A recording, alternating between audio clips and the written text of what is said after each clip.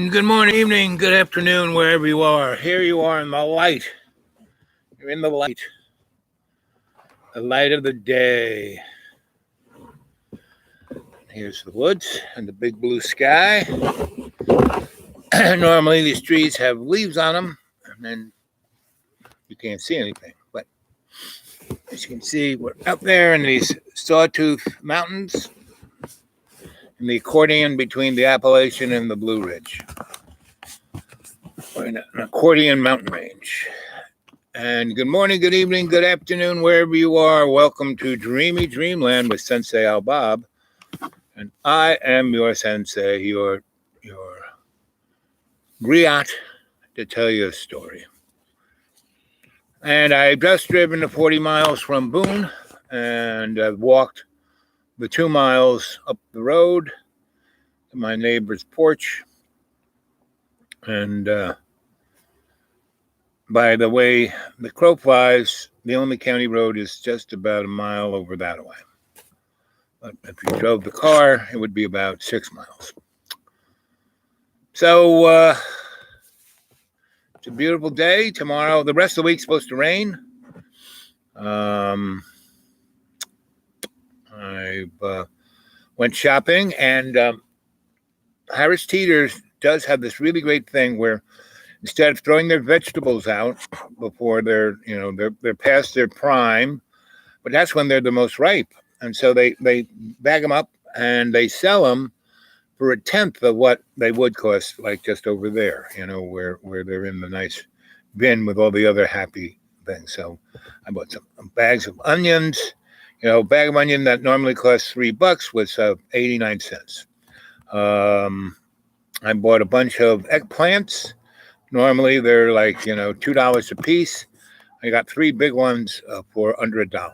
So I bought a whole bunch of vegetables like that. So I'm going to, the next few days, be chopping them up and making baba ganoush and all kinds of stuff like that. I got a whole carton of tomatoes out of a dumpster about a week ago. I can't believe, yes, they were all kind of squished and but it was really cold, so they're kind of frozen. So I put them in my basement, not basement, but I have a kind of ground refrigerator, and so it's always about 40 degrees, 35. When it's really cold, then it's really cold. And so anyway, that's mountain living on a nickel. So the next few days, I'm going to be just cooking and writing and reading. And I stopped by the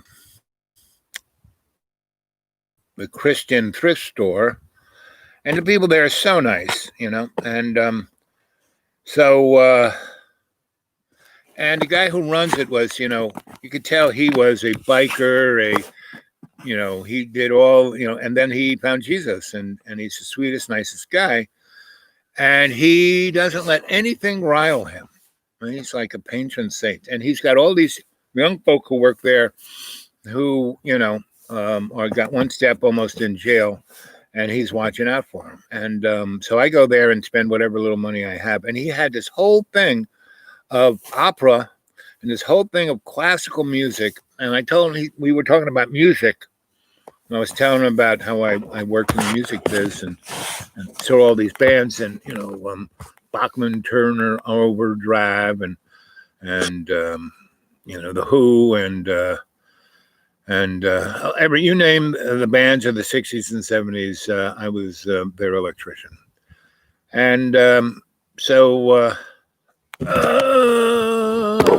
let's see, can I even read that? Hey, buddy, good to see you. Happy New Year. Buddy, you're one. Every time I see you, it makes me happy that you're there. And I'm always praying for you, always rooting for you, because you're doing the work. You're doing a good job. So, buddy, my New Year's resolution is to tell more stories. I was looking at John's thing, and he did about 40 shows and put it up on his YouTube. And he took most of them down because all the comments were, the folks saying, to John to shut up so they could hear me. And so the only ones he left about five that were, the top grossing, the ones that went viral, that had hundreds of thousands of views. And so I guess he still makes money off those. So he didn't take them down. But even those, like the Crone one, boy, they went after John for, being what he was. And see, when it was, I'm a smart guy. People go, oh, you're so patient with him. No, it was like part of the show, because the first things he did of me, like the first one I noticed him doing was the whatchamacallit, the Jimi Hendrix one, when I was sitting outside. And he was like surreptitiously trying to videotape me. And he was basically videotaping these things. I guess he did the Crone first. And I used to tell him stories, when I was cooking and waiting for the things to, because you cook and then you turn it off and you let the food rest. And that's when you really get a good meal. And then if you like to serve it hot, you can, heat it back up. But it does its best cooking and best juicing and best tasting when you cook it totally, then you let it rest, right? And I, here, that's the mountain cooking. You cook it, you boil it up, you cook, you season it. Then you put it someplace for a day or two, right? That's not in the sun, that's not in the heat. And you let it rest. And then you heat it back up. And, ooh, does it ever taste good. So I always have folks drop on by, like Thanksgiving. I had 40 people, homeless people who live up in the woods above me in the AT, and I over the summer I had lots of visitors, but not a whole bunch of them. I mean, just one or two would saunter in, and they heard about me, and I'd cook them tea, and I'd make a sandwich. If they stayed longer, I had tarps laid out so people could crash under the stars. And I had some funky mattresses that you really wouldn't want to sleep on unless you were outdoors, because it was like sleeping on the ground, but it was a mattress, so it was a lot softer than the earth. So anyway, Thanksgiving and the week of Thanksgiving, so people started showing up on Monday, and by Thanksgiving, I had about 40 people on my front lawn and camped out all over the place, and a number of them had families that were somewhat nearby. And so they kind of stopped there, and those people came by. I mean, that's what made it 40 people. It wasn't all homeless, but the rest were people who were living on less than $12,000 a year, who could have really used that $2,000. But Mitch, we can't give it to them, or those people who go, oh, we can't give people, unemployment insurance to stop them from looking for a job. It's like, there's close to 20 million folks who the government have written off, like me, so they don't count me as the employable type. Anyway, I am trying to not so much talk about the social dynamics, but when they pop into the storyline, I will, right? So and I've had I've cooked in many restaurants. I've had many restaurants when I was younger. And I was on the road. I had my little pocket tool bag, my little tester, a couple of screwdrivers, flashlight, my side cutters, and I would somewhat work as electricians. But if you're out in the range, you're not really gonna, unless you really look for an electrician's job, not so easy. But when you're traveling, and as they say, traveling rough, meaning sleeping in a culvert or on a train boxcar, you can't do that anymore, because all of the railroad cars are containered, so there's hardly any boxcars left to travel in, right? And so that whole lifestyle, and when I did it as a teenager, it was still pretty vibrant. In the 60s, when I did, there were, and because you could get from, the first time I used to go to this prep school, and it was in Massachusetts, right on the border of New Hampshire. And we were way up in the mountains because we were like a prep school for the uber rich, meaning Joe Kennedy, Robert Kennedy's middle son, was my roommate. Perry Dye, whose parents owned Seagram's. I could go on and on and on, right? Really, really, really uber rich folk for their time. And it was in their families too. It wasn't like Jeff Bezos becomes a trillionaire overnight. So all these kids were, basically they didn't have to work. They knew it. They had attitudes about things, and so that's what. And also they never, no matter what happened, the police. I was with a bunch of my friends. They used to. I mean, these guys really drank. Because their parents really drank, and their grandparents really drank, and so they knew how to drink. Me, not so much. Now my mom drank, and my dad not so much. But when I was, how old was I? 8 or 9. It was a summer day. My mom had the physical Kool-Aid pitcher that she got with her SNH green stamps, and she had margaritas in there with super duper, lit, right? And so one glass would knock her over, would make her happy. Well, it was really hot. I came in and saw this thing, and I grabbed the pitcher and I chugged the whole thing, and I got alcohol poisoning, and I had to pump my stomach. And she stopped drinking. Period, like that. Her will was like that. My mom used to smoke at least 2 cartons of cigarettes a frigging week, and my brother started stealing her cigarettes, and she stopped smoking like that. She didn't start back until my bro went off to college. And so, I remember going to the Oak Room in the either the Waldorf Astoria or the other big fancy hotel on the park, right? And I was, my parents lived on Park Avenue and 69th Street in the what was it called? Something really snooty, like the richest people in the world apartment house, something like that.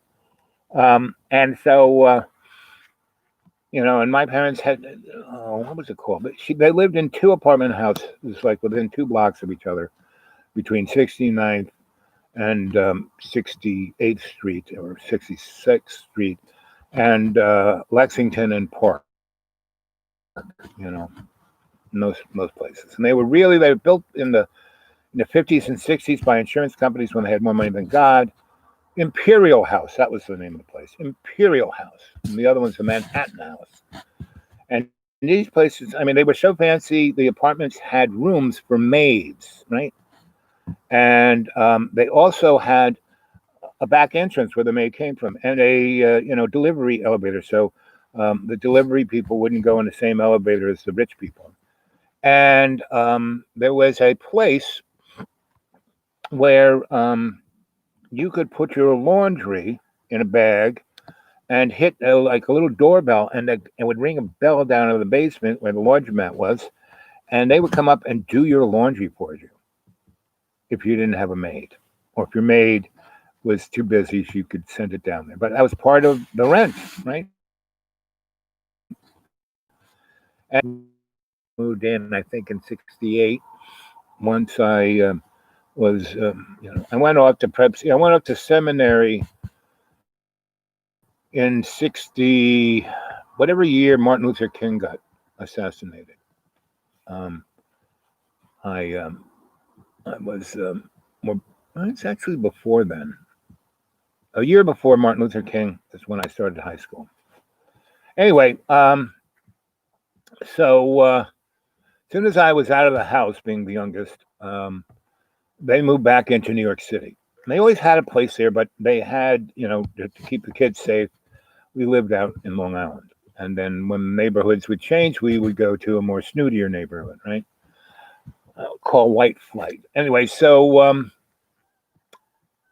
I was, we were living there, and I was like, and I didn't even warrant the maid's room. My grandma, that was her room, and my sister had to sleep in a frigging linen closet. And it was a big closet, big. It was like a walk-in closet and had a bed in it, and like a Murphy bed. And she got that, and I had to sleep on the crappy couch that they've had since 1943.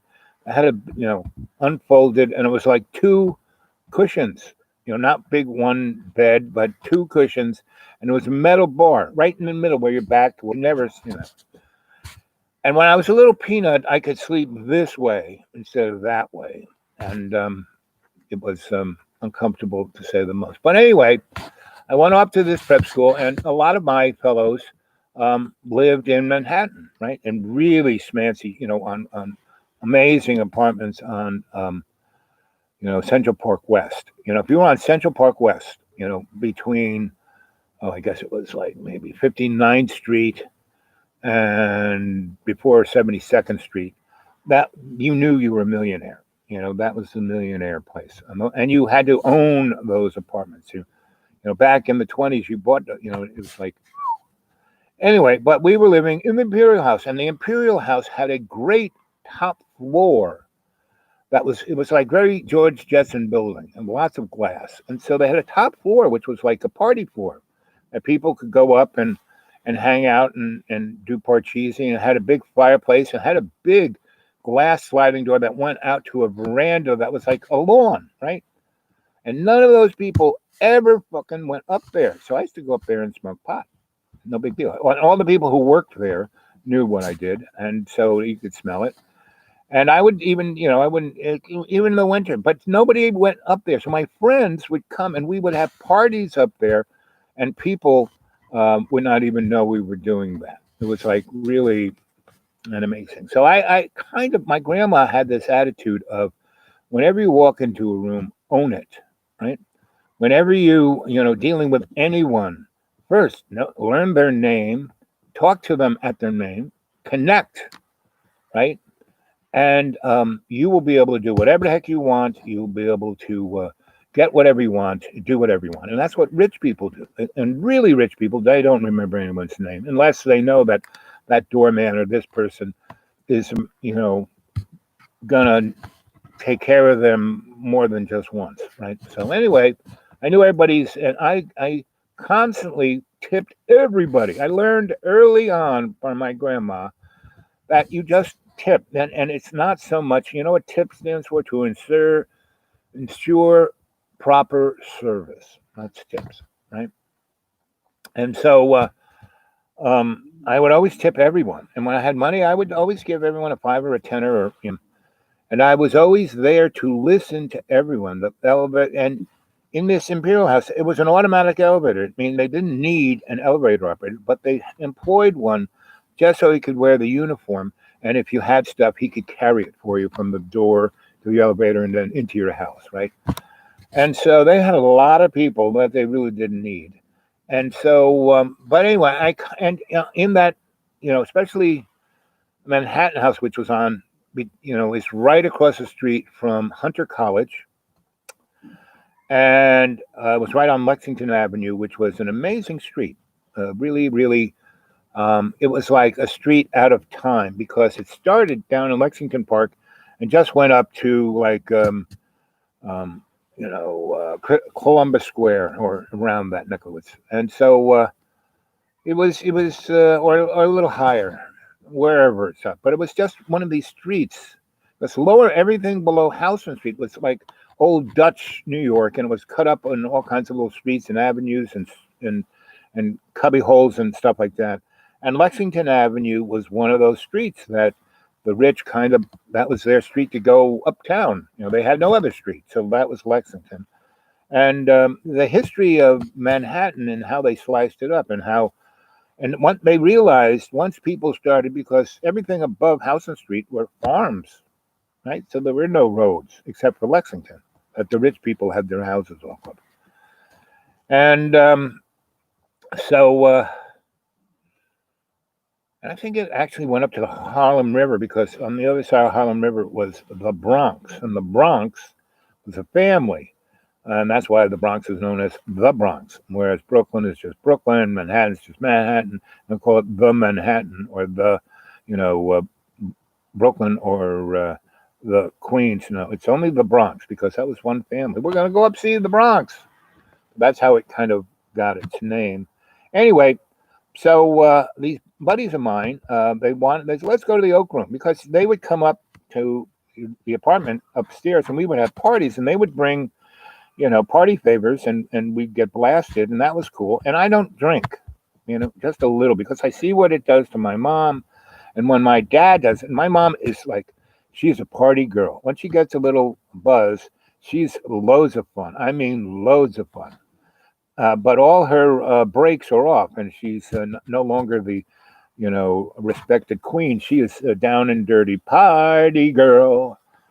And whenever I go visit her on the other side, she's not being the demure queen that she portrayed in the last 50 years of her life with my dad. My parents were married 75 years. Anyway, and so and the only reason is because my mom could manipulate my dad like any, it's like unbelievable. So talk about mud puppet. That was my dad. So anyway, we went off to this bar, not a bar, this very fancy smancy. I mean, the Oak Room, and I think it's not Waldorf, it's the other one. It'll pop into my head. And they also had a tiki bar. They called it the tiki bar. So they had this really super duper fancy kind of dining room, and it had private dining rooms. So really rich people didn't have to eat with the masses. They had a whole bunch of these like dining rooms, and these kids were so rich they'd call up and said, "Hey, we want our normal room," and we would go there, and that was fine with them because it made it not public that they were serving 14 to 17-year-olds alcohol and letting them drink and smoke whatever the heck we wanted to smoke because every room had their own little ventilation. So these guys were so rich they didn't care. They would smoke boo anywhere on the subway. I mean, they only went on the subway to have a good time, to look at the folk, right? And so we're there and we're eating too, and I don't like. I love certain things. Like I love a Patty's Irish whiskey, best whiskey. It's like Pachin, really the best, right? And it one little less, you are going to the races, right? And lemon jello, which is an Italian liqueur, which is very similar, but probably even more, more volatile than Patty's. And the reason why you can't get Patty's that easily is that it was distilled by the Irish, the IRA, and that was their gun money. And only the very super duper places like the Waldorf. That's it. I know Waldorf Astoria, and I forgot the name of the other one. Anyway, so it's just there's two super duper fancy hotels in New York, and they cater to the uber rich. Until Donald Trump bought one of them and ran it into the ground. Everything Donnie gets, he runs in the ground. He goes bankrupt, and then he hangs the cost. He always makes money on his going bankrupt. It's really pretty amazing, right? And so he's done that to our country. But I'll just make this a little aside.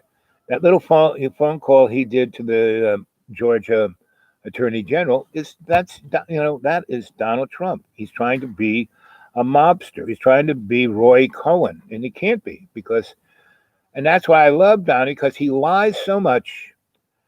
He tells the truth, and he is so incapable of being responsible that he demonstrates, the total inequality of our country and the total incompetence of our government, every level, from the dog catcher, state legislators, county legislators. I mean, our three counties here, we had and we still do have an amazing, 19 killing everyone here. And all you gotta do is, watch your, watch my hands. I have isopropyl alcohol in a little spritz bottle, and I'm always, where if I go to a door, I hit the handle, hit my hands. I wear gloves, you know, and I'm out in the middle of the forest. I really don't see people, and I stay 6 feet away from them. But anyway, here we were in this dining room, and they had great tapas in this place. These little plates of yummies. And these guys were so rich, they never had to have money. They went to places where they had their daddies, they had, a born-in tab, right? So we're in this place, and I think it was on Perry's tab, and so we're eating all this tapas stuff, and and I'm drinking lemon Jello because it tastes so good, and it goes down so easy, and you can drink it warm or cold. Either way, it's yummy, right?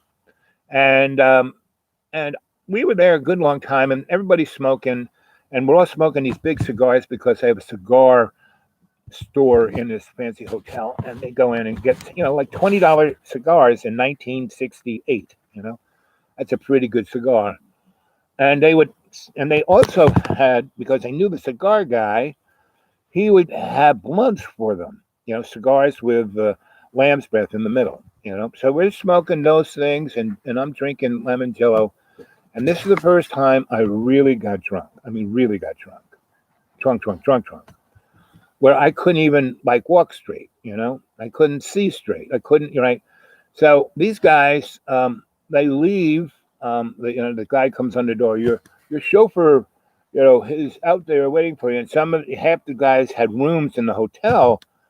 Anyway, and my parents said, you have to get home by, such and such a time. And now my dad kind of realized I'm hanging out with the boys, so I may not come home. But my mom was like, she was the boss. So you get that, So otherwise, she called the police, and she called the precinct, and I knew all the police in my precinct because I knew, the folks at the Council on Foreign Relations, and I knew the people at the United Nations, and this police, was not the average police precinct. These guys were a little more sophisticated, and I met a number of them when people were demonstrating, because people were always demonstrating the UN, and they were always, marching up and down, especially in 1968. So I got to know those guys pretty good because I would go to these, and plus it was the same guy's precinct that was in the part of Central Park that Malcolm X, Reverend X, Minister X, used to every Saturday. He had this ladder with the American flag on it, and he would get up on the second rung, they had built out like a little stage on the ladder. He would get up there and he would speak, and he was amazing. And my grandma and I would go every Saturday and listen, because after he spoke, they laid out the food, and we would eat, and she would fill up the Tupperware. And after that, they would make music and do poetry, spoken word, and dance. And then the people would dance. It was like the Chitlin circuit went through that part of Central Park. So the police, that was their precinct. So from a little boy, I'd be the only, I'd be in my Brooks Brothers camel hair coat and my little Brooks Brothers hat, and my dad would take me to Brooks Brothers once a year and get me 2 suits and a coat and some shoes, so I could look like a businessman, right? So I could look like a millionaire's son, right? And I mean, I was just a archetype, and because inside of me was me, and inside that camel's hair shirt, I'd have my a Mickey Mouse T-shirt, and I'd be wearing my little camel's hair cap with my Mickey Mouse ears on top of it. I mean, it was always that kind of guy, fashion wise, pushing the envelope, and so. So I knew the police very well, and my grandma knew the police. And see, up in that part of Harlem, because they weren't in Harlem per se, but right on the edge, because everything just below it was super duper rich, and that's why Bill Clinton went up there and bought out Harlem. There ain't no poor people living in Harlem anymore. As soon as Bill put his Clinton Institute up there, Harlem stopped being the Harlem I knew, and so I knew the cops pretty well.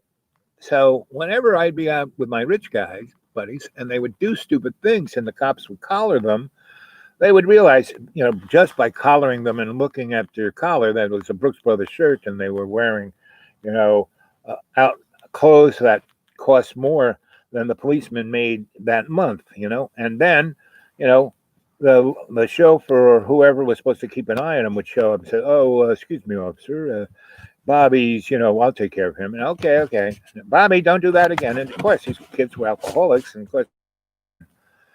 So I was an alcoholic. I really didn't drink with my friends. I was like the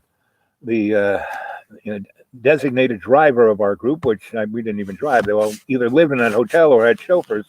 So anyway, I was plastered, stoned, and I was walking. And so I was smart enough. I tried to get across Fifth Avenue and nearly got run over by a bus.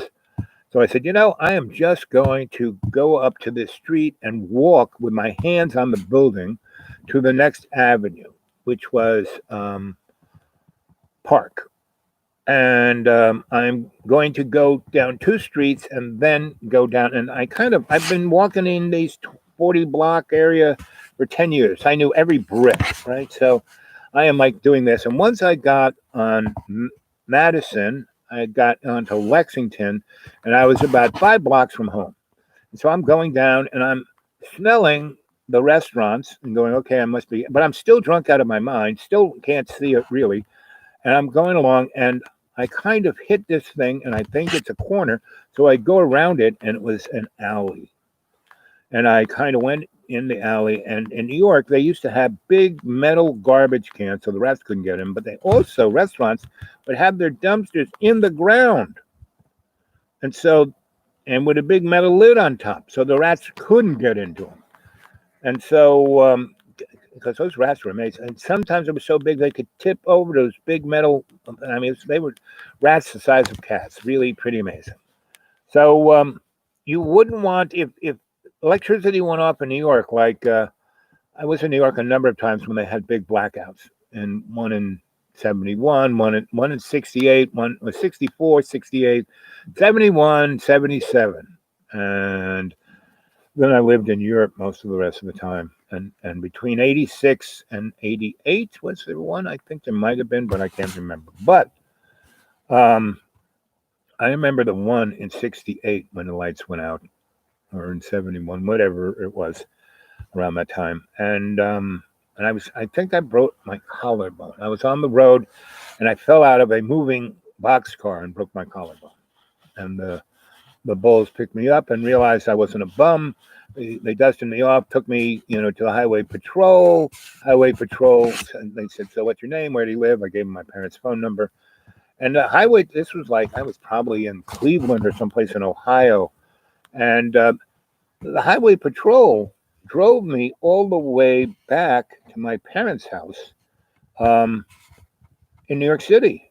They didn't put me on a bus. They drove me, right? And my dad, gave him some cash and told him to go stay at this hotel and have a nice weekend. And so anyway, my whole this was, and there's not much you can do when you break your collarbone, except put it in a place so it kind of mends. So I stayed at home, and so it was when the lights went out. Anyway, so I took a walk around, and my parents weren't around that much. This is when they were like millionaires, and they gave all this money to the Catholic Church, so they got a private whoop-de-doo with Pope Pius Larry, and did other things. And my dad went to conferences and from the Air Force biz, even though he hadn't, he left the Air Force around when I was born, so, but once you're in there and once you're doing stuff, there's no going out. And that's when I got involved in things. I realized every time I got offered to be written in, that I didn't want to do that. Yeah, I would get power and prestige and money and blah blah blah, but boy, I would be in, you know. And so I never did that. Somebody was talking to me the other day, and they were going, you're the smartest guy I know, and you don't know all this stuff, and blah blah blah. And why aren't you a rich guy? And I said, well, I am rich in experience, and I always have whatever I need in the material side of life to be comfortable. And I'm always I'm as free as you can be, living in this material fascist corporate world. And so anyway, so I'm trying to find my way home, and I go down this alley and I step on this little thing that opens the lid of the underground garbage pail, and there's nothing in there, right? So my leg goes in there, and this metal thing is up like this, and my foot goes in, supporting me not, and I get the metal thing right between my legs. First time I ever got that kick in the nuts that like knocked the wind out of you, store stars, and I fell down, and a garbage pail fell on top of me. When I woke up, there were rats. Well, I woke up twice. Once when there were rats kind of crawling on me, and they were just kind of nibbling. They weren't nibbling me; they were nibbling the food, but they were heavy. And that's when I realized, boy, rats are pretty big in New York. And I just kind of vomited on them, and then they left me alone. And when I woke up about 3 hours later, probably about 7 in the morning, because the sun wasn't on me, but the sky was lit up somewhat.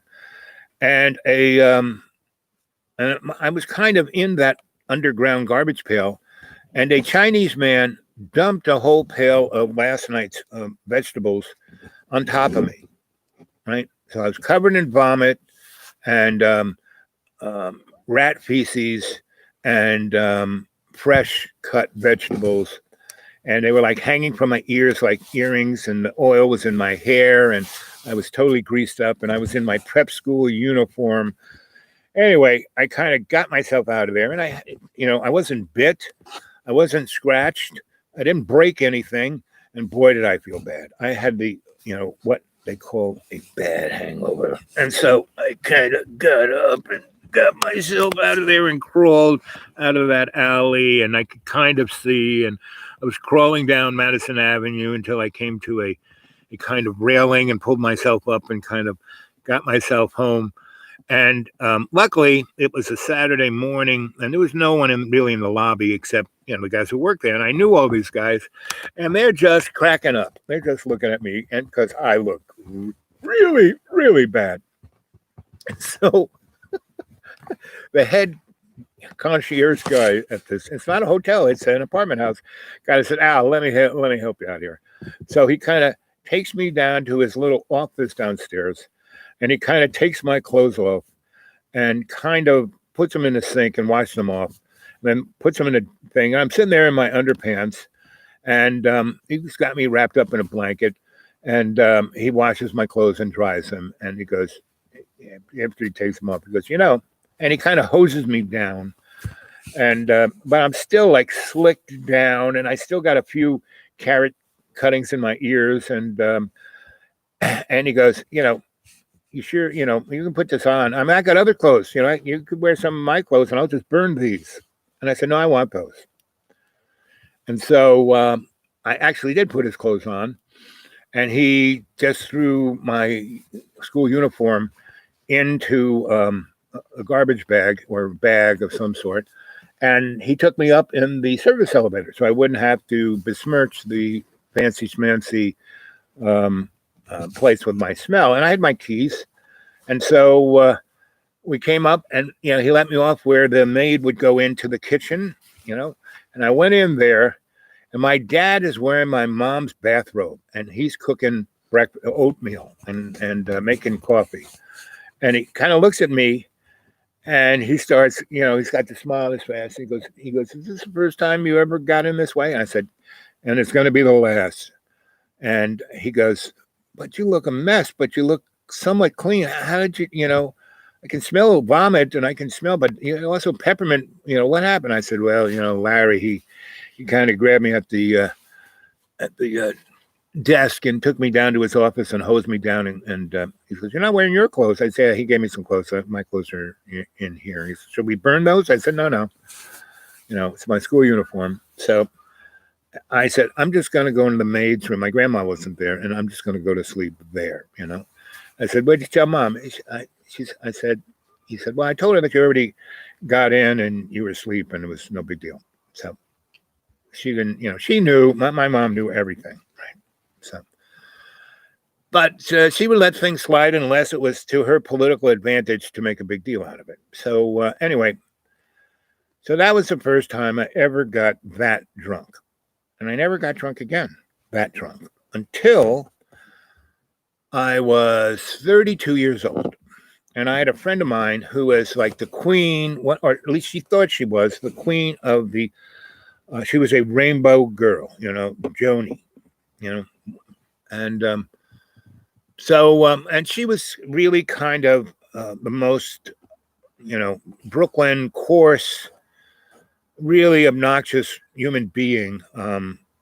But she had her semi-good side. She was pretty good. I mean, if you were in a foxhole, you would want Joni on your side. She would get up there throwing hand grenades. So there were a couple of times I was in that situation, and she was, and I knew everybody. So she loved going to parties or like dropping names. And so since I knew all these people, she would always want me to take her to a party with them. And I said, "Sorry, Joni, So she was a little upset with that. She also wanted me to be her boyfriend, but she was already the girlfriend of one of my best friends. And he kept saying, "Oh, please, please take her from me." But he couldn't shake her because he was his father and mother started the Living Theater. And so Joni loved that. And so anyway, so I had all these kind of, under, what I would call zombie nightclubs, nothing, nothing on the books, and I had these other things I called Stone Soup. And those were restaurants where you came in and I cooked every day, pretty much or a dumpster dive restaurant. And they would be in neighborhoods that had no access to food, that were redlined. And that's what Soho was. That's what Tribeca was. That's what the Lower East Side was. That was Brownsville. And I had places in all these things. And so those were all neighborhoods that weren't just poor people. Artists were there. And those artists were very bourgeois, right? And and the Ear Inn is a perfect, go Google the Ear Inn, Richard Heyman, right? He and I started that thing. And I mean, it was all on Richard's nickel. And I was just there to cook. And, I had the connections to get us things like beer and booze and tablecloths and food and licensing. I called up one guy I knew and, we were on the street getting the lease of the building. And I was calling my friend, and he said, "I'm just going to call up the city. You go down there and ask for Marge." And we got a liquor and restaurant license because the Ear Inn had been one of the oldest grandfathered in pubs in New York. There are only 3 other pubs older than this place. I mean, this place had a license for at least 90 years, if not more. And the building was falling down. And the guy who owned it was the son of the guy who ran it, and that guy died, and then his dad died, and this kid lived in Florida, so he owned it. And some people kind of rented it for nefarious things, and then the building kind of fell down, and so he just owned it, and he was waiting to maybe sell it or whatever, and he was taking this a tax write-up, blah blah blah. And but he had it, every so often advertised in the Village Voice, and Richard and I saw it at the same time, and we were both walking towards it on Spring Street, coming from 2 different directions. And we bumped in front of each other, and we had gone in front of this thing 3 or 4 times because it was so beat up we couldn't find it, but it was right there. But when we bumped into each other and both looking at the Village Voice, and we both had this ad circled, he looked at my voice, I looked at his, and go, "Oh, look at that."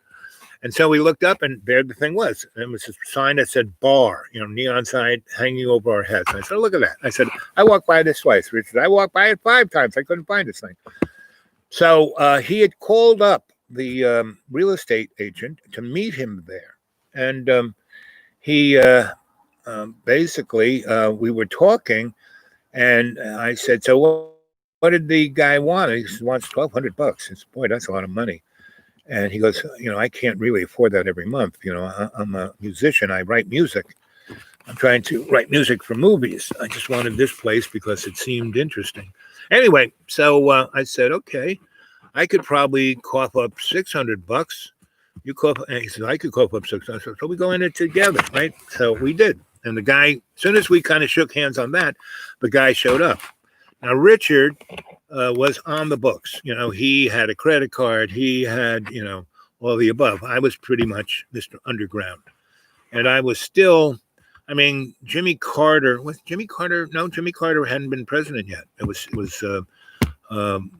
Larry Ford there. And so I was still somewhat, I had been given a don't worry about the draft card when I worked at Fort Hamilton, and then they retired me.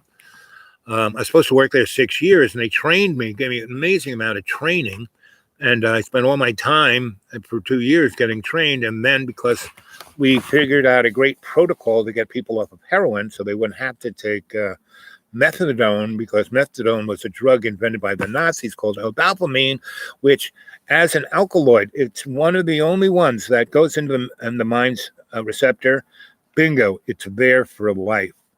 You can get off of heroin. You can get off of morphine. You can get off of any opiates, really, but not methadone. And this was a government thing to get people turned into zombies, right? And so when they were coming into Fort Hamilton, we figured out that there is a place in your ear that it's an acupuncture port. And if you put an earring in it, you no longer have the physical addiction to opiates. Even methadone, you can just have that earring there. Then, my trick was to, have people in group, have them talk it out so they could get and they didn't call it PTSD during the Vietnam days.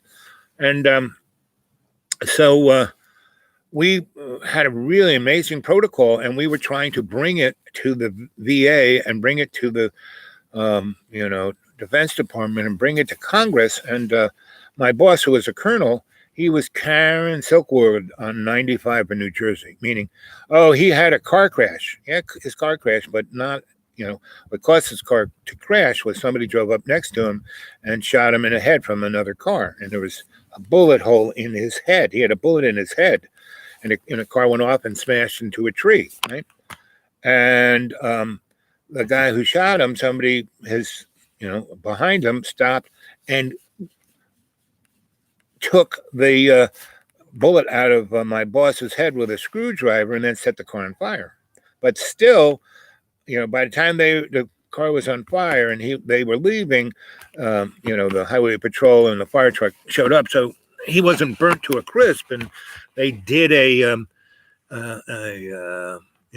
checked his, what they do to figure out what killed you. And when they were about to write murdered by bullet, and, that's when the people in the suits came in and said, we'll take over. And they said car crash. And then, when we were all mourning his death, the guys in the suits came to me and said, buddy, here's this letter. Here's this envelope. And the letter was, stamped by the government saying that I had totally taken care of whatever responsibility I needed to the draft, and I was good to go. And the envelope, had more than $2,000 and less than $5,000 in it. And they said, just get lost. Do what you do best. And that's what I did. And that's kind of around when I met Richard, and we started the Ear In. And I learned the best place to hide is in plain sight. So Richard and I, we shake hands. We sign the lease. I go to a phone booth, call Mike Pinelli, Mike Pinelli was like the godfather of table napkins. And he was the godfather of, I don't know if you've ever eaten in a New York restaurant in the 50s, 60s, 70s, and even up to the 80s. They had these rolls that were unbelievable, yeast rolls. And they had this special kind of heater that the yeast rolls were pretty much all cooked, but then put in, these boxes that were like almost hermetically sealed, sent to the restaurant, kept in the refrigerator. And then when they were needed, they would take out in trays and put in this warmer. It would slowly bake the yeast rolls, and the outside would be crusty, crusty, crusty, like a French, baguette, and just gooey, gooey, gooey, like a yeast roll. And they were unbelievable. And he was also the man of Hotel Bar and Butter. He didn't own it, but he controlled all of Hotels Bar and Butter in New York City and the surrounding areas. And I don't know if you ever went to a restaurant and they would have the patties of butter individually wrapped. Well, that was so that pad of butter, you took it off, you cracked the roll, and you stuck the pad of butter into that yeast roll, and it was heaven. And so Mike had those rolls, the butter, napkins, tablecloths, and beer taps. Not the beer, not beer taps. You could not serve beer in New York City or the surrounding area unless you paid Mike Finelli money for the beer tap. So he had these, so these were very esoteric mobster things, but he was one of the main dudes, and he never ever carried a gun. His people didn't carry guns because all they were doing was napkins. They weren't stealing anything. They weren't doing anything really illegal, but he had real political power, and he had power amongst all the rich elite who wanted to eat in those restaurants. And I was his godson, literally, because I worked for Grandpa Stahl, and Mike and him grew up in the same neighborhood with best buds, and that's why Mike had all these restaurant jobs, right? So I picked up on the restaurant jobs because our shop was mostly union, where we did, skyscrapers, like the World Trade Center. We worked on the World Trade Center. But I would fix things because New York City still had factories, the garment district, and Soho was still 80% factory buildings. And that's what I did for them, right? Because I was still in high school. I was still in prep school. So, 6 months of the year, I was off someplace else. But I was still on the payroll because to get a New York City master electrician's license, you have to have 16 consecutive years of W-2 forms. So they kept me on the payroll, even when I wasn't there. But because half the year I did work there, right? They just never, I never got, unemployed or any of that kind of stuff. And whatever I'm getting for Social Security came from that, So the other thing I had to be is in the union, IBEW. And well, Mike started the union. So when they were building the World Trade Center, when I was about 18 and 19, he said, I'm going to take you down to the hall, introduce you to a few people, and you're going to be an apprentice. And I go, what do you mean? I said, no. This is the union, not working for me. For me, you're a journeyman, but no, but that's okay. You'll rise quickly. Trust me. So I went there, and I met all the head people of the union that, and Mike got, he started the union with this other guy, I forget his name, who was still president of the union. And the only reason the IBEW was so socially conscious was because of Mike and my grandpa Stahl. And so they basically said, okay, our biggest job is the Empire State Building, the World Trade Center, and we're just throwing lots of people. So you can go work there. But first you have to go to the journeyman, the apprentice school. I said, okay, whatever. So I did, and I went at night and I worked during the week, right? And so I got there and I was, it's like straight out of Star Wars.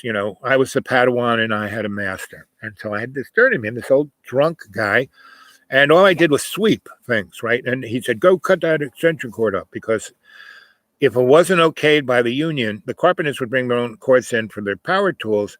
And unless the electricians hooked them up, like plug them, plug the saw into the extension cord. They would go clip the extension cords. And I thought that was really stupid. So I would go and I asked one of the union carpenters, I said, listen, you got a really ratty extension cord? And they said, sure. And I said, listen, I'm going to cut this up and put it all over the place. And the extension cord you use, try and keep it out of sight. I said, yeah, we've had trouble with you guys. And you seem to be a nice guy. Well, that's great.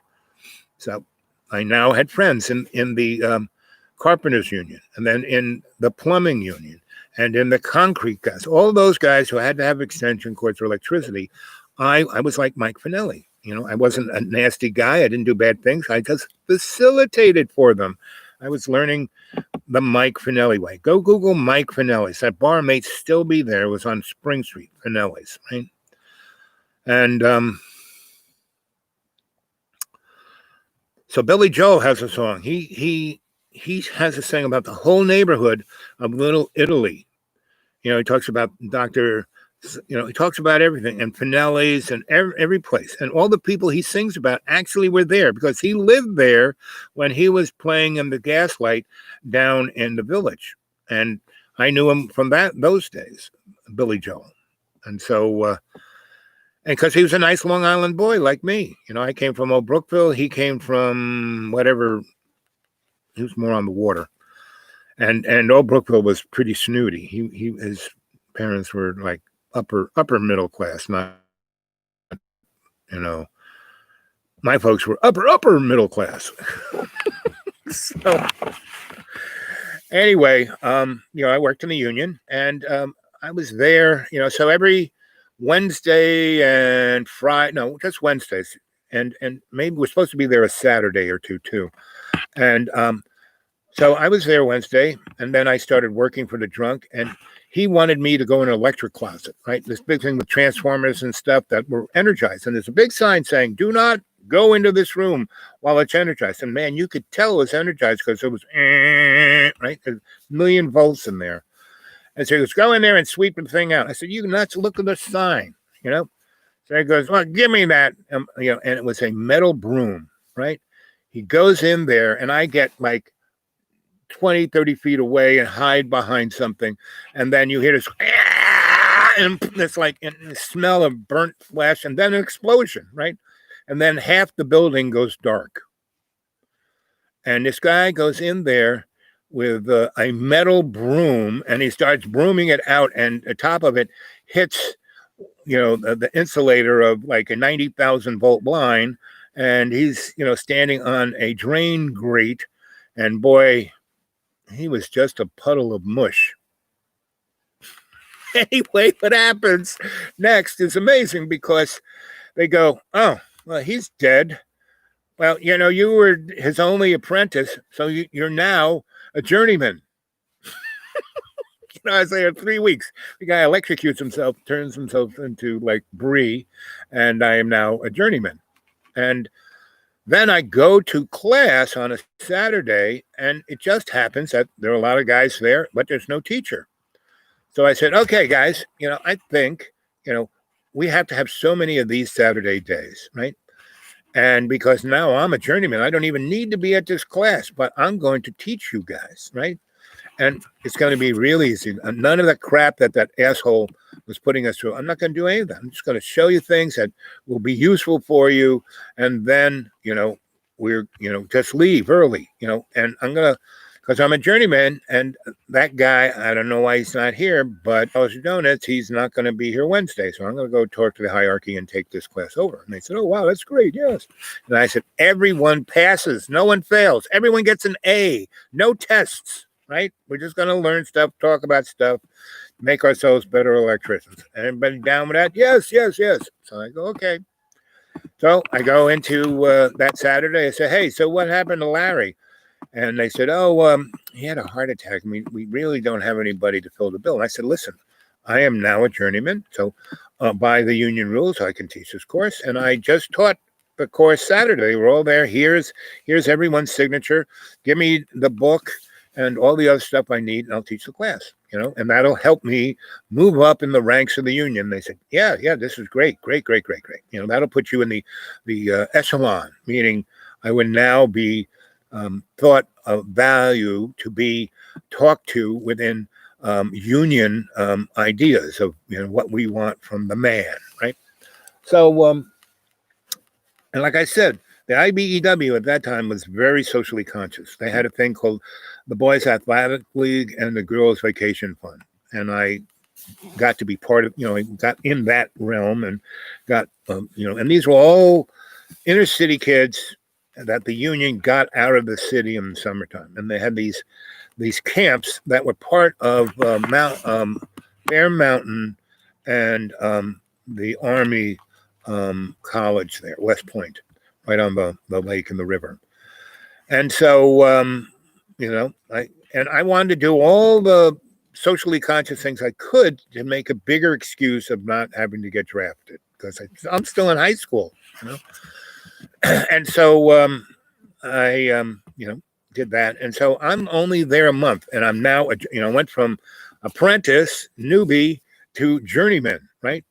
And so the World Trade Center, you have to realize, the World Trade Center wasn't built like any other building, right? It was built in a factory, trucked there, and assembled like a Tonka toy. And all the things like the plumbing, there's a they used to do cast iron plumbing with lead connections, right? Then they invented for the World Trade Center this stuff called NoHub, which instead of a lead connection was a rubber connection, and it made putting things together very quick. And so there were a lot of those kind of technologies in the World Trade Center. And one of the most amazing was the floors, right?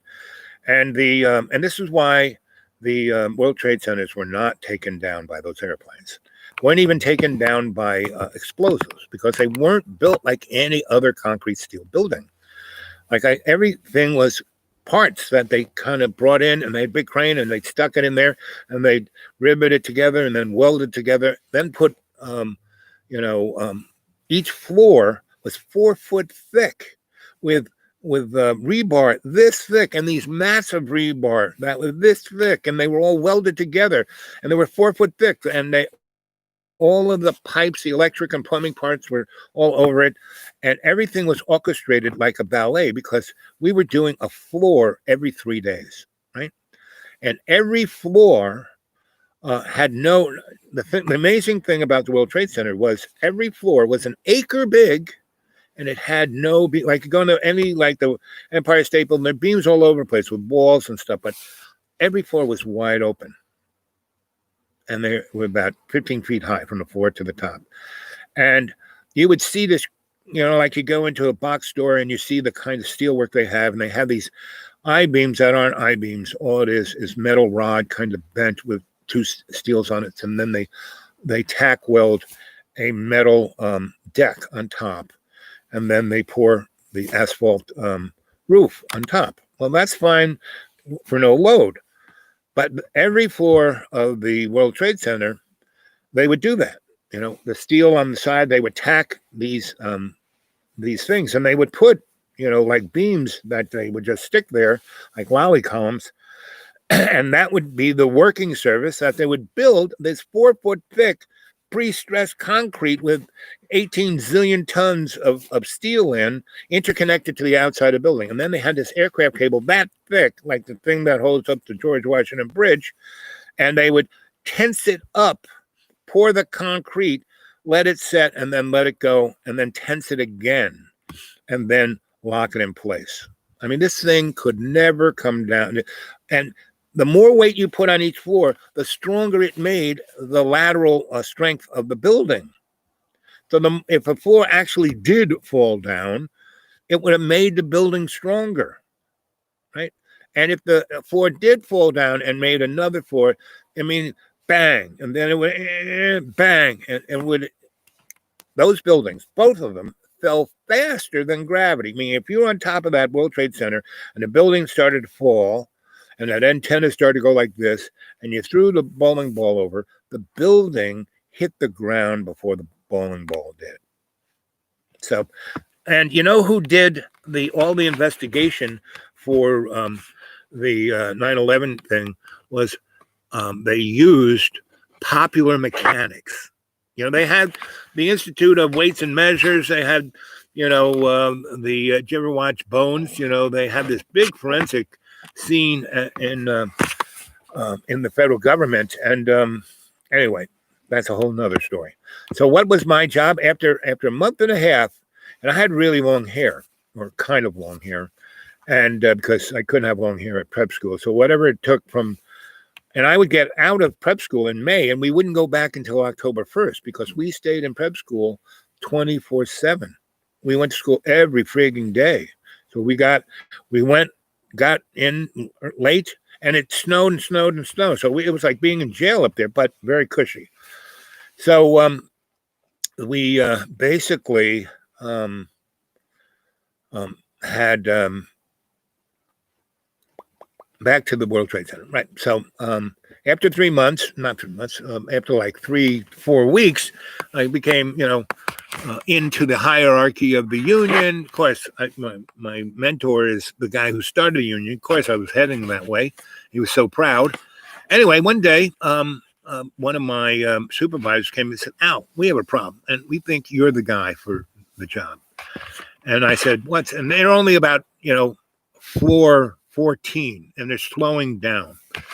And he goes, "Well, there is, we had all this pipe bent in a factory, just like all the steel and everything else is manufactured someplace else. And we're trying to put it together and nothing is working. It's not fitting. I mean, it's not going to work. We have to bend this stuff on site. But we're bending 6-inch galvanized and 4-inch and, galvanized all the way down to 1/2 inch is hard to bend with a hickey, like a, bender. And even if you have a pneumatic one, it's still difficult, right? It's like an art form rather than a science, where they were putting in zillions of miles of pipe, that every pipe had to be, next to it exactly the same, or it wouldn't line up with this and that. It would get in the way of this steel or that. So they said, Greenlee bent all this steel to the blueprint, and they invented this machine, which is a hydraulic table. And it has these little knobs on it. You put the whatever size pipe into whatever size jig on that table. You then set these little numbers, and then it shows where to move these little knobs. Then you push the button. It goes, yeah. So you could bend like things with offsets and a 90 and a hickey, and to try to do that on a piece of 6-inch galvanized, pretty bad. Even then, a piece of 6-inch galvanized, if you screwed it up, bending it, cost $100 a piece. So they said, we had the Greenlee guy who invented this bench, and we had the two guys who, have used it more than anybody else.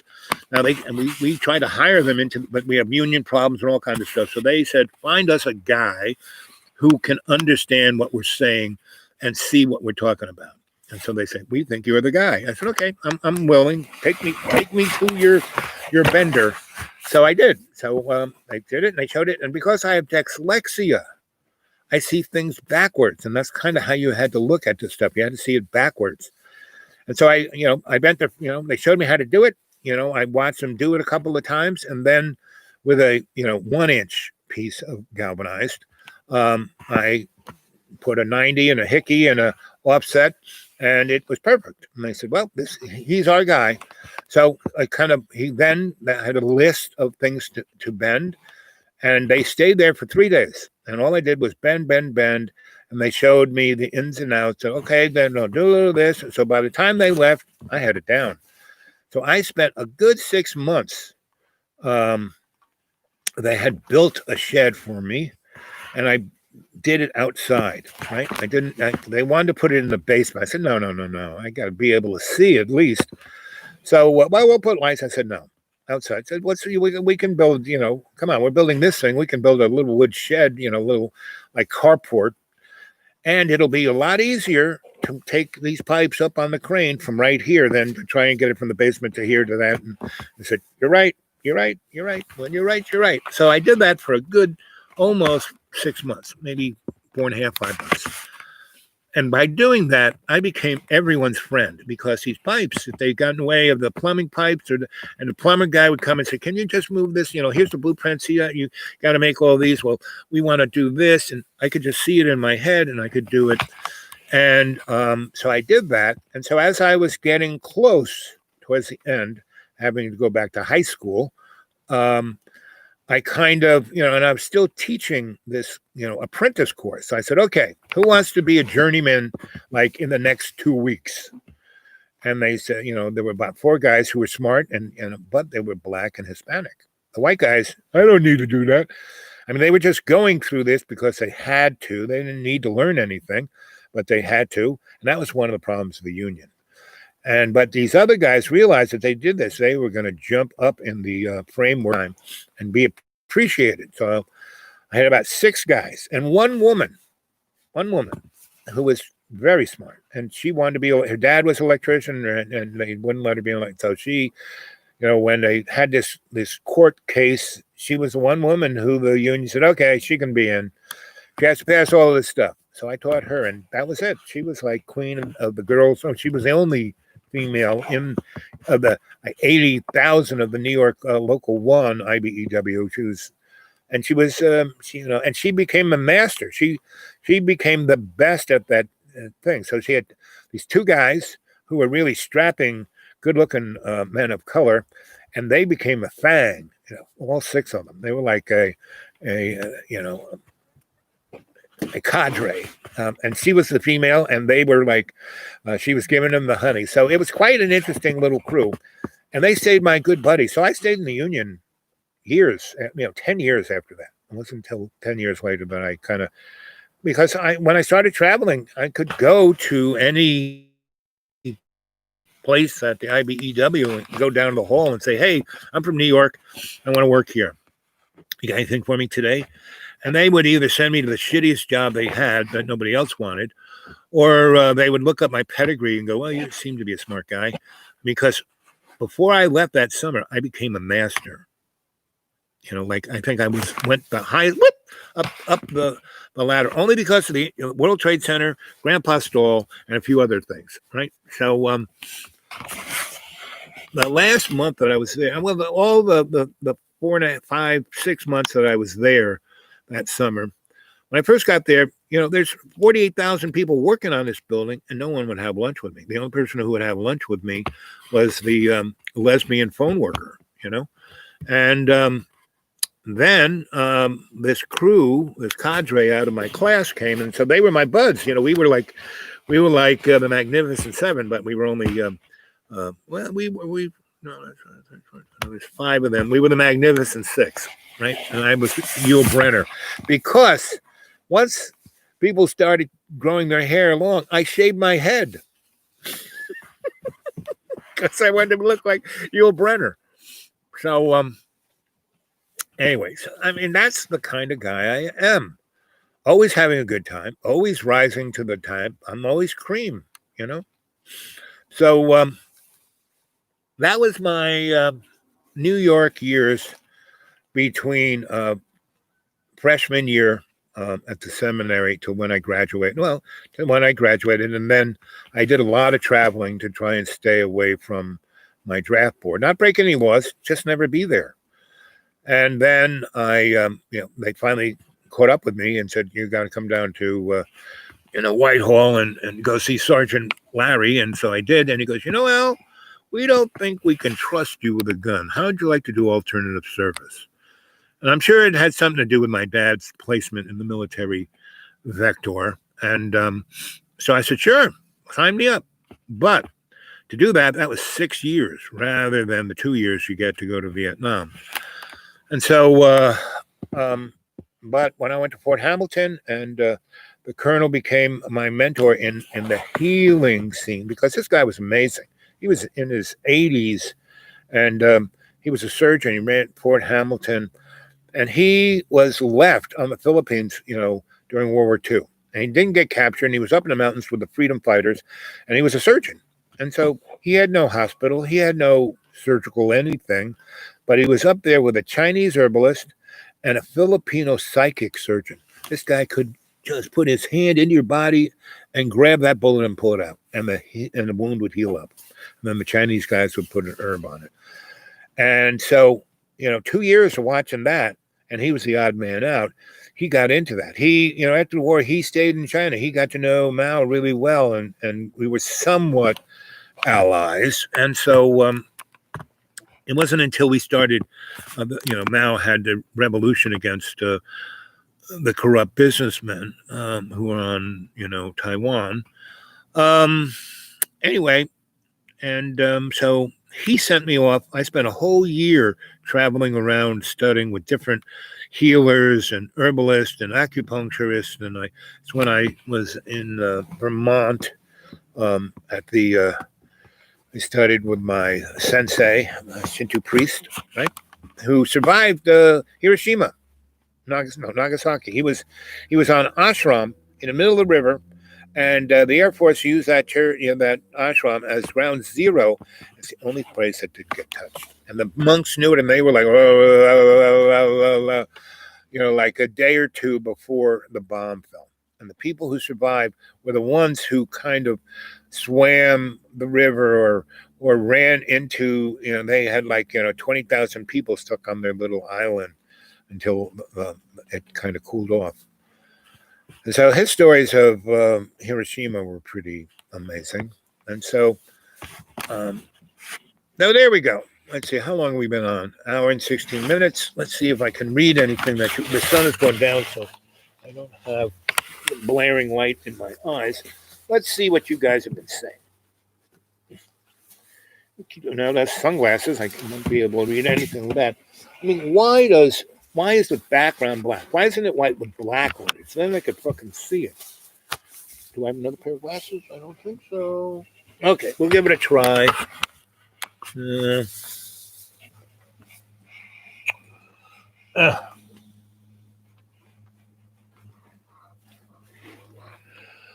Well, today was a sunny day, and I went and tried to do that. I did a little show, but the places that I like the Burger King and the I mean, they do have Wi-Fi that goes out in their parking lot, but it is so drops out and so hard, and they're always dropping in commercials and disconnecting you and wanting you to buy a cheeseburger,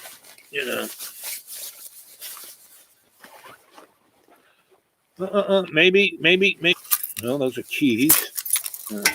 Okay. Let's see. Yeah, here we go. Maybe I'll be able to read this. Maybe. How dirty are these? Not too dirty. The problem with, let's see. That was.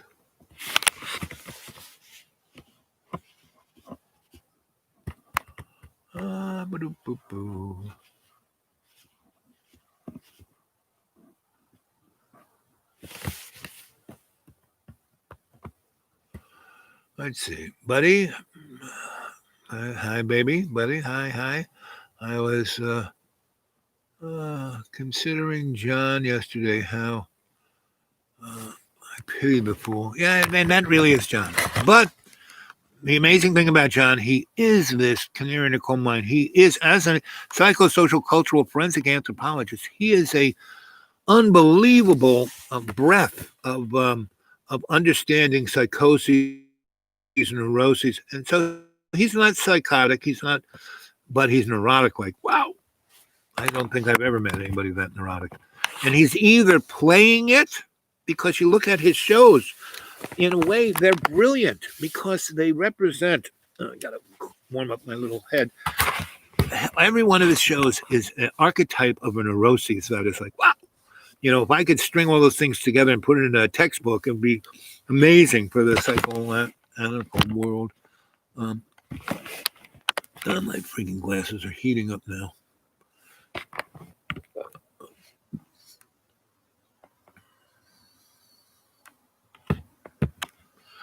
Let's see. Hey, Janie, good to see you, girl. It's Fish. Hey, Fish.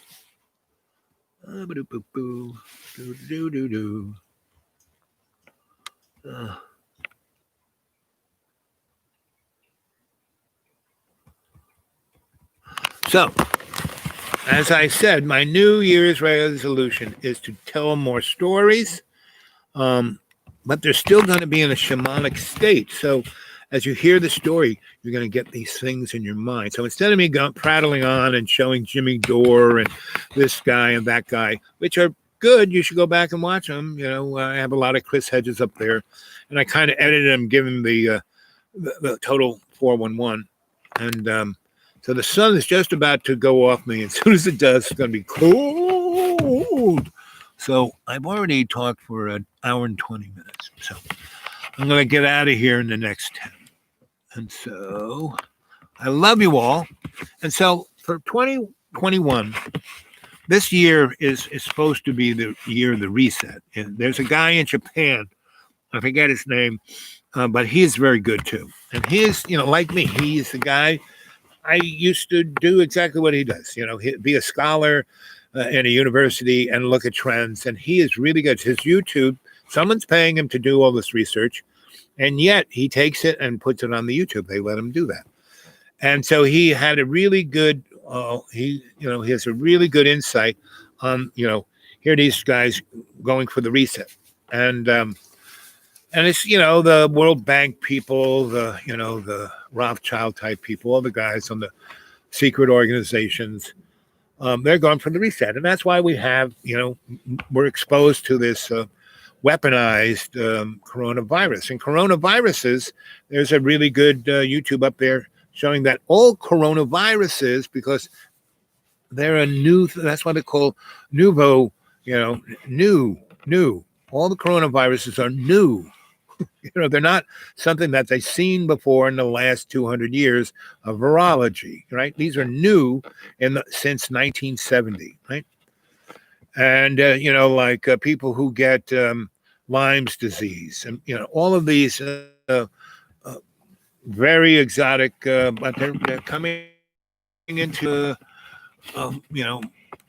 everyone getting them, right? And so anyway, so he's saying, and if you go look at Cliff Hyde, clearly thinking guy, you go back to January of last year, he pegged it all. I mean, he wrote it out on his white board with his magic markers, and virtually, his, it's going to be really bad here, and then we're going to in the spring and summer it'll go down, and then we're going to do little, and then bang, and everything he said is straight up what it is, because he said, and all of this came out, and he pulls out this 1972 biological warfare handbook that the 1972 soldier got, and it's like a primer. Go look at that, and I found myself a version of that, and the bottom line, it says right there, biological warfare, chemical warfare is to kill the soldiers, right there on the spot, right? Biological warfare is to infect the society of your enemy, and so it will disrupt their whole social structure, and so their war effort will collapse. And the first number one thing about biological warfare, before you expose anybody to it, you better have an antidote, a shot, a jab, a vaccine. And so it's pretty, star speed, most vaccines take 5 to 20 years to make. We do this in like 6 months, So if you go to that guy in Japan, it's the Corbett report, something like that. Baldish guy, but right on it. And the other person is Catherine, which was the center of what caused the 2008 crash. And so she's pretty amazing. A guy named Joseph P. Farrell, a great scholar, writer of many, many, many, many, many, many, many, many books. You want to know what happened from 1200 to today, and then into 1200 years in the future, go read Joseph Farrell. And our good friend, David Icke. All these people are very variant in their points of view, but you string them, and that's my specialty. Take all these different points of view, string them together to a cohesive, cognitive, look what's going on, right? And that's why I used to get paid pretty good for them. And I was replaced by a friggin' app.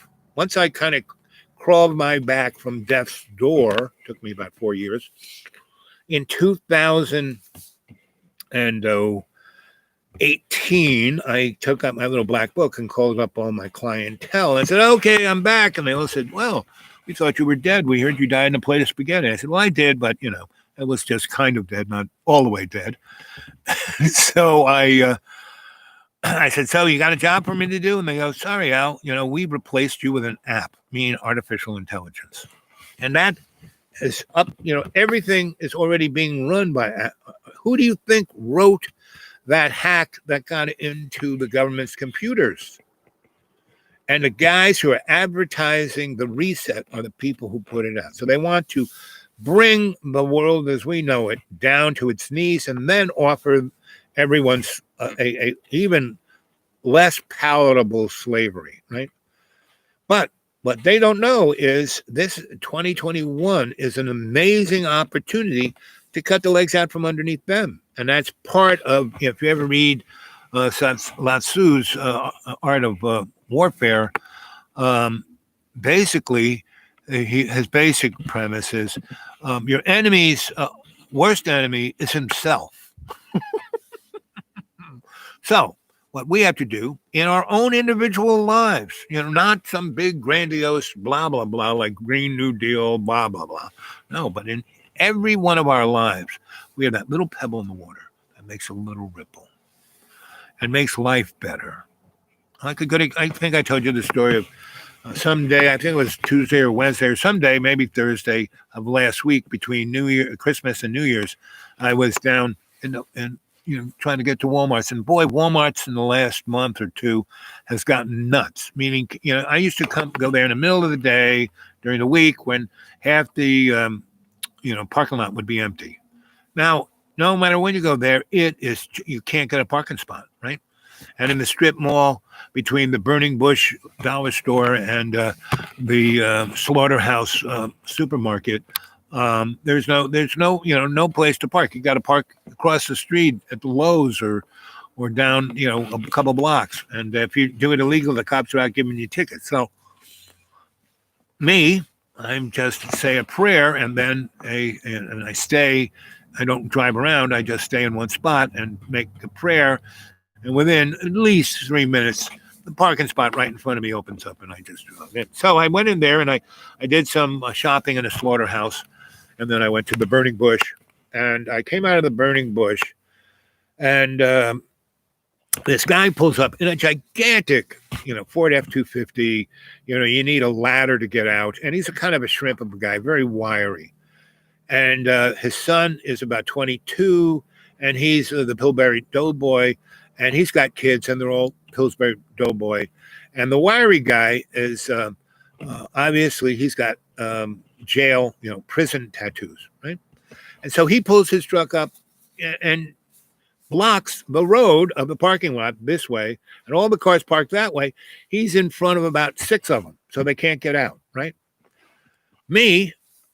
He's just stopped. His grill is about 4 feet from where I'm going to be pulling backwards, right? So first, I say, I'm not going to move anywhere. He might just pull away, right? He's just dropping the kids off. Well, no, he's dropping them off in front of a bar. And, he's the kids, his son got out, and his son has a Proud Boy tattoo on his neck, and he's wearing a Boogaloo shirt. So, he's from South Carolina. He's got 2, big gigantic flags on 2x4 stuck in his truck. One is the Stars and Bars, and the other one is the American Revolutionary Don't Tread on Me. And we're a republic, not a democracy, written over it. So I'm going, yeah, this guy's got some issues. So I'm just watching, hoping that he'll pull and go look for a parking spot. No, but he gets out, right? And then a kind of guy who he's blocked off kind of just goes beep, beep, beep, beep, not like leans on a horn, just beep, beep, beep. And the guy who's in the car is obviously a professor from the university there who's Indian, right? And he's got, God bless America on his car and crosses, I'm a Christian. And so the guy starts screaming, what are you doing? And he pulls out a gun. I'm going to shoot you. And he calls him the N-word. And he's Indian, right? And he goes, you Muslim. And the guy goes, I'm Christian. No, this guy wants to shoot him. So I go, okay, I guess I got to do something. So I put on my MAGA hat, and I have, USA, USA, make America great again, all the way around. A picture of Donald Trump on top where he kind of pops up, and I have that on. But I do also have my Freeze Disney movie pajama bottoms that are pink, and I have a lime green spaghetti T-shirt and this pink coat, right? And so it's like I have all these great T-shirts, this one of feminist marching, right? So anyway, so I kind of go over and I go, hey, and he kind of looks at me, and his head is right where my MAGA hat is, right? And he's like, and I go, hey, God loves you. Jesus loves you. Why don't you love yourself? Because what are you talking about? This guy's a Muslim. I go, he said he was Christian. Look at his car. He's just lying. He's lying. I'm going to shoot him. I said, do you really want to shoot him over you being illegally parked? I said, where are you? I said, you're from, I could see that he was from South Carolina. I said, you're from South Carolina. You don't realize this is a big shopping spot here. Cops circle through here every 10, 15, 20 minutes looking for altercations like this. Now, you got a gun. You got a license for that? I saw you had it hidden. He had one of those little things that goes inside your pants and you can pull it out real fast. And his son had one. And I said, your son has, you have prison tattoos. He's got a Boogaloo shirt on. You both got weapons. What do you got in that? You got little cars, Why don't you just go park the car? I'm going to leave. Why don't you let me pull out, you park here, and go lunch at the bar and just relax. Leave this guy alone.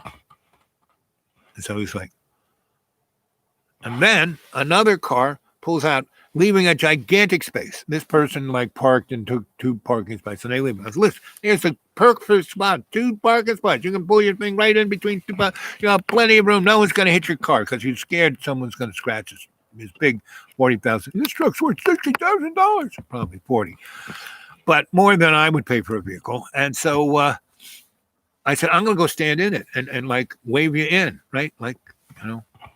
We're on an aircraft carrier, and I could see he was in the Navy. So you were in an aircraft carrier, weren't you?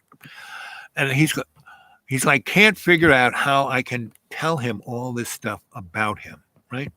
And he can't figure out how I'm like calming him down and not making him upset. He wants to shoot me. He really does, but he can't. He can't bring it to, he's like, he puts the gun away, he gets in the truck, and it was perfect. I mean, he didn't have to do anything except put in reverse, and it was like 2 lanes down, and I was standing there keeping other people from, going in there. He pulls in, and I said, this should be a wake-up call for 2021.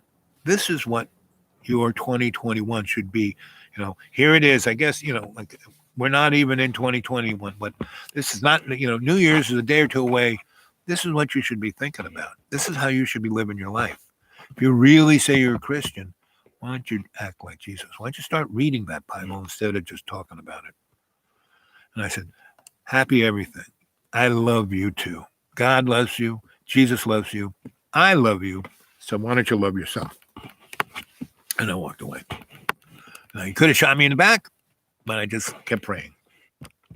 So that's what we need, cadre. That's what we all have to do.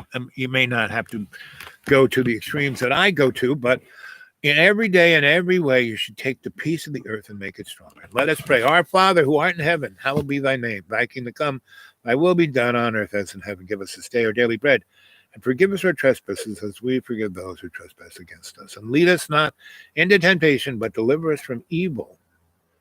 As was in the beginning, is now, ever shall be, world without amen. Now, folks, what I would love it is if, a lot of you watch this. I have,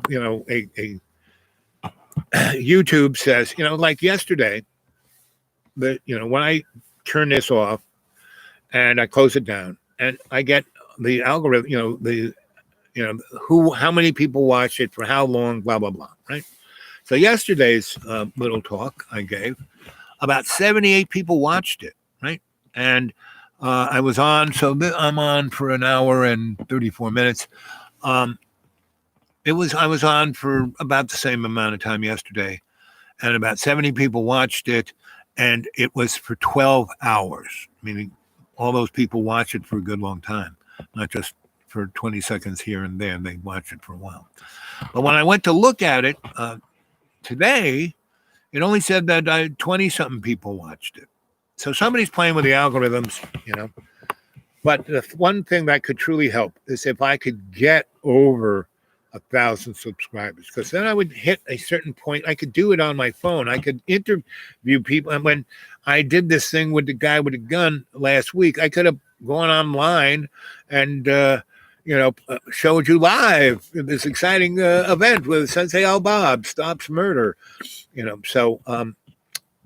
But I'm satisfied with the 300, almost 400, because that's the other thing. I kind of do this, between 340 something to almost not quite 400, like 498. And then, so anybody who wants to talk to me about any problem they may have, you can reach me at thedudewake42@gmail. Thedudewake42@gmail. And my PayPal is wired up to that, right? So you can drop something in there if you'd like. And many people have, and I appreciate it. Thank you very much. No one has in a while, but that's okay too, because I always have whatever I need. It's always nice to have a little cushion, but it's all good. I love you. And in every day and every way, take the piece of yours to make it stronger. And Father Sky, Mother Earth, Holy Spirit, hear our prayer. Bless us indeed, enlarge our territory. Put your hands on our shoulders to keep us from evil, so we will do no harm. I love you guys. Catch you later. Where is my little cursor? There it is. See the sun's on the trees up there?